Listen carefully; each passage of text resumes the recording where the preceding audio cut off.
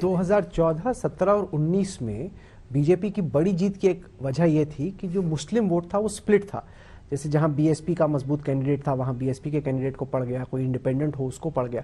अभी खासतौर से फर्स्ट 2 फेजेस में जो रिपोर्ट्स आ रही हैं वो ये हैं कि जैसे बंगाल में था, एक मुश्त जो माइनॉरिटी वोट है वो सपा के पक्ष में पड़ा है। जैसे ही एक मुश्त होकर वोट पड़ जाता है तो वैसे ही चुनाव पहले से ज्यादा टाइट हो जाता है। आप कह रहे हैं कि टाइट नहीं है, लेकिन ये तो चुनावी गणित ही बताता है कि जैसे 2017 का चुनाव था, अगर यादव वोट और मुस्लिम वोट कंसोलिडेट हो जाए और उसमें कुछ जाट वोट जड़ जाए तो 2017 वाले चुनाव वाली सूरत नहीं बनती है।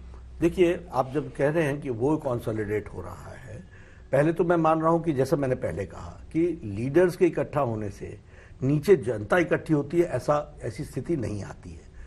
मान लीजिए आपने कहा कि एक पर्टिकुलर लोग इकट्ठे हो रहे हैं, तो विकास के लिए भी लोग इकट्ठे हो रहे हैं, डेवलपमेंट के लिए भी लोग इकट्ठे हो रहे हैं, और सुरक्षा के लिए, सेफ्टी के लिए, इसके लिए भी इकट्ठे हो रहे हैं। और इसलिए मैं मानता हूं कि ये चुनाव दिखने में आपको जरूर लगता होगा, लेकिन लोगों ने मन बनाया है और वह भारतीय जनता पार्टी के पक्ष में, डेवलपमेंट के पक्ष में, पीस के पक्ष में, लॉ एंड ऑर्डर के पक्ष में एक तरफ इकट्ठा हो रहा है। जब चुनाव शुरू हो रहा था तब चर्चा हुई एक्सप्रेसवे की कि ईस्टर्न यूपी में हमने इतने शानदार एक्सप्रेस बनाए। चर्चा हुई काशी विश्वनाथ कॉरिडोर की कि देखिए कितना भव्य मंदिर हमने बनाया। अब हम आ रहे हैं टेररिज्म पर, हम आ रहे हैं राष्ट्रवाद पर।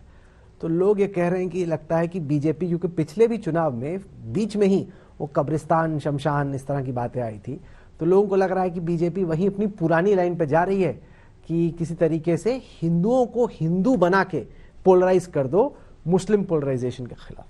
देखिए, ऐसा नहीं है। हम कहीं भी, कोई भी हमारे नेता और किसी भी वक्तव्य में डेवलपमेंट गॉन नहीं है। डेवलपमेंट हमेशा है और डेवलपमेंट से ही शुरू होती है सारी बात। एक्सप्रेस हाईवे, यूनिवर्सिटीज, हमारे education institutions, all India institute of medical sciences,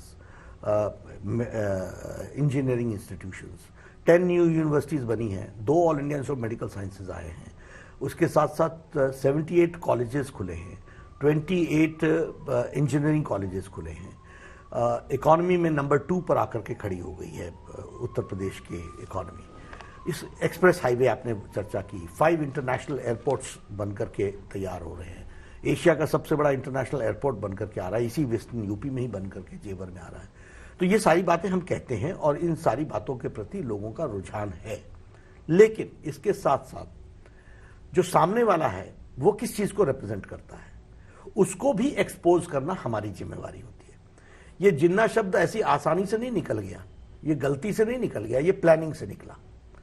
अब उसके इंटेंशन को बताना ये हमारे अधिकार है कि नहीं है। उसी तरीके से पर जिन्ना का 2022 के चुनाव से क्या लेना देना सर? हमारा नहीं, उनका लेना देना है ना। तो उनका लेना देना है, तो जो उनकी इंटेंशन है उसको हमको स्पष्ट करना है कि नहीं करना है।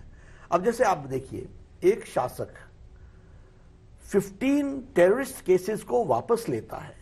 एक चीफ मिनिस्टर, अखिलेश जी बतौर चीफ मिनिस्टर, उन्होंने 15 केसेस, और वो हीनियस क्राइम्स हैं, बॉम्ब ब्लास्ट हैं, अटैक ऑन सीआरपीएफ कैंप है, एक नहीं, कुल मिलाकर के अगर हम देखें तो कुल मिलाकर के कोई 500 लोगों की जानें गई हैं और लगभग कोई 2000 से ज्यादा लोग घायल हुए हैं। आप विद वन स्ट्रोक आप उस केस को विड्रॉ करते हो।